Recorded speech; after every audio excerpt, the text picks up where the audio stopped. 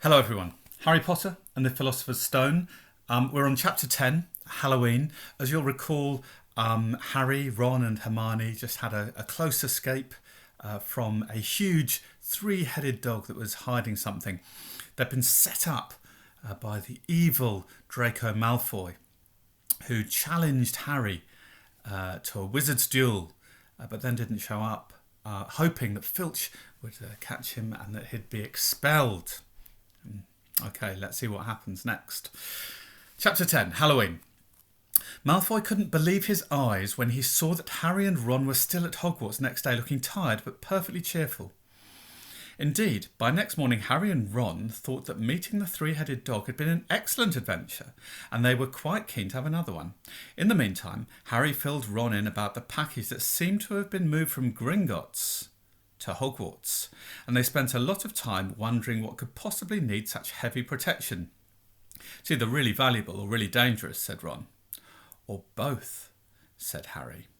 But as all they knew for sure about the mysterious object was that it was about 2 inches long, they didn't have much chance of guessing what it was without further clues. Neither Neville or Hermione showed the slightest interest in what lay underneath the dog and the trapdoor. All Neville cared about was never going near the dog again. Hermione was now refusing to speak to Harry and Ron, but she was such a bossy know-it-all that they saw this as an added bonus. All they really wanted now was a way of getting back at Malfoy, and to their great delight, just such a thing arrived with the post about a week later. As the owls flooded into the great hall as usual, everyone's attention was caught at once by a long, thin package carried by 6 large screech owls. Harry was just as interested as everyone else to see what was in this large parcel, and was amazed when the owls soared down and dropped it right in front of him, knocking his bacon to the floor. They had hardly fluttered out of the way when another owl dropped a letter on top of the parcel. Harry ripped open the letter first, which was lucky, because it said, "Do not open the parcel at the table. It contains your new Nimbus 2000, but I don't want everybody knowing you've got a broomstick, or they'll all want one. Oliver Wood will meet you tonight on the Quidditch pitch at 7 o'clock for your first training session. Professor M. McGonagall." I don't know, it's really fair that she bought just him one. It's favouritism, really. Anyway, Harry had difficulty hiding his glee as he handed the note to Ron to read. "A Nimbus 2000, Ron moaned enviously. "I've never even touched one." They left the hall quickly, wanting to unwrap the broomstick in private before their first lesson, but halfway across the entrance hall they found the way upstairs barred by Crabbe and Goyle. Malfoy seized the package from Harry and felt it. "That's a broomstick," he said, throwing it back to Harry with a mixture of jealousy and spite on his face. "You'll be for it this time, Potter. First years aren't allowed them." Ron couldn't resist it. "It's not any old broomstick," he said. "It's a Nimbus 2000. "What did you say you've got at home, Malfoy? A Comet 260? Ron grinned at Harry. "Comets look flashy, but they're not in the same league as the Nimbus." "What would you know about it, Weasley? You couldn't afford half the handle," Malfoy snapped back. "I suppose you and your brothers have to save up twig by twig." Before Ron could answer, Professor Flitwick appeared at Malfoy's elbow. "Not arguing, I hope, boys," he squeaked. "Potter's been sent a broomstick, Professor," said Malfoy quickly. Yes, that's right," said Professor Flitwick, beaming at Harry. "Professor McGonagall told me all about the special circumstances, Potter. And what model is it?" "A Nimbus 2000, sir," said Harry, fighting not to laugh at the look of horror on Malfoy's face. "And it's really thanks to Malfoy here that I've got it at all," he said. Harry and Ron headed upstairs, smothering their laughter at Malfoy's obvious rage and confusion. "Well, it's true," Harry chortled as they reached the top of the marble staircase. "If he hadn't stolen Neville's Remembrall, I wouldn't be in the team." "So I suppose you think that's a reward for breaking rules?" came an angry voice from just behind them. Hermione was stomping up the stairs, looking disapprovingly at the package in Harry's hand. "I thought you weren't speaking to us," said Harry. "Yes, don't stop now," said Ron. "It's doing us so much good." Hermione marched away with her nose in the air. Harry had a lot of trouble keeping his mind on his lessons that day. It kept wandering up to the dormitory where his new broomstick was lying under his bed, or straying off to the Quidditch pitch where he'd be learning to play that night.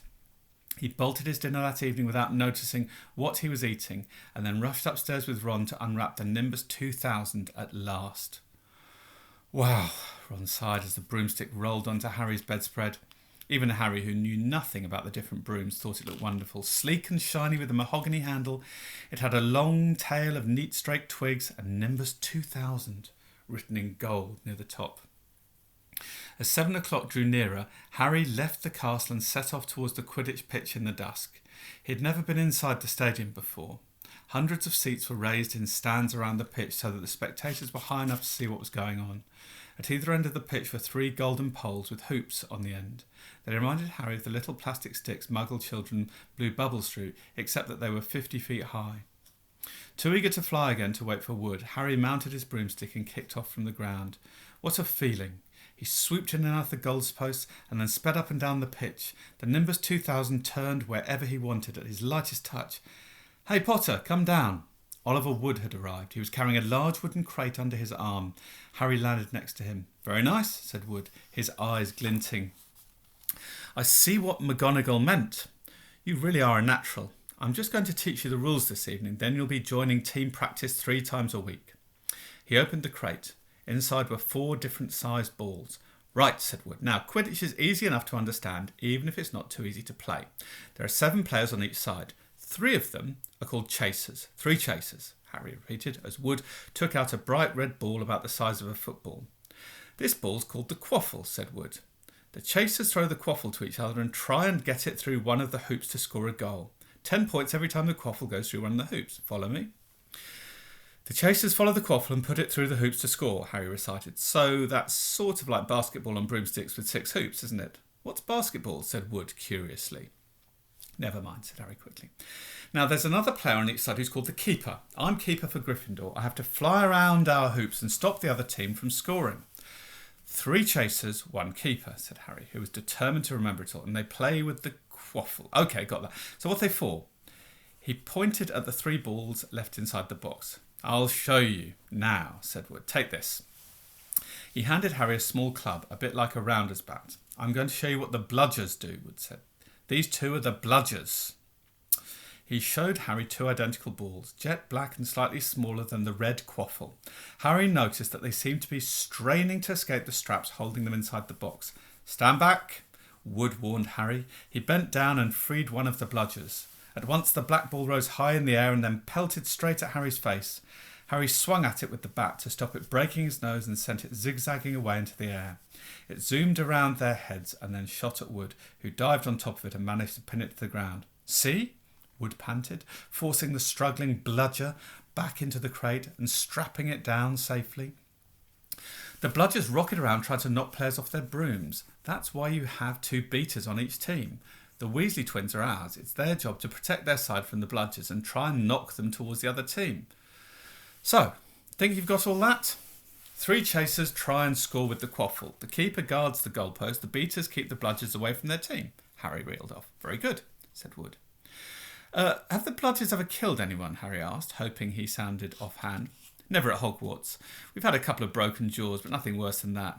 Now, the last member of the team is the Seeker. That's you. And you don't have to worry about the quaffle or the bludgers, unless they crack my head open. Don't worry, the Weasleys are more than a match for the bludgers. I mean, they're like a pair of human bludgers themselves." Wood reached into the crate and took out the 4th and last ball. Compared with the quaffle and the bludgers, it was tiny, about the size of a large walnut. It was bright gold and had little fluttering silver wings. "This," said Wood, "is the golden snitch. And it's the most important ball of the lot. It's very hard to catch because it's so fast and difficult to see. It's the Seeker's job to catch it. You've got to weave in and out of the chasers, beaters, bludgers and quaffle to get it before the other team's Seeker, because whichever Seeker catches the snitch wins his team an extra 150 points.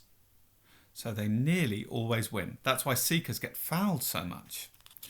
A game of Quidditch only ends when the snitch is caught, so it can go on for ages. I think the record is 3 months. They had to keep bringing on substitutes so the players could get some sleep." "Well, that's it. Any questions?" Harry shook his head. He understood what he had to do all right, but it was doing it that was going to be the problem. We won't practice with the snitch yet, said Wood, carefully shutting it back inside the crate. It's too dark. We might lose it. Let's try you out with a few of these. He pulled out a bag of ordinary golf balls out of his pocket, and a few minutes later he and Harry were up in the air, Wood throwing the golf balls as hard as he could in every direction for Harry to catch. Harry didn't miss a single one, and Wood was delighted. After half an hour, night had really fallen, and they couldn't carry on. That Quidditch cup will have our name on it this year, said Wood happily as they trudged back up to the castle. I wouldn't be surprised if you turn out better than Charlie Weasley, and he could have played for England if he hadn't gone off chasing dragons. We'll leave it there.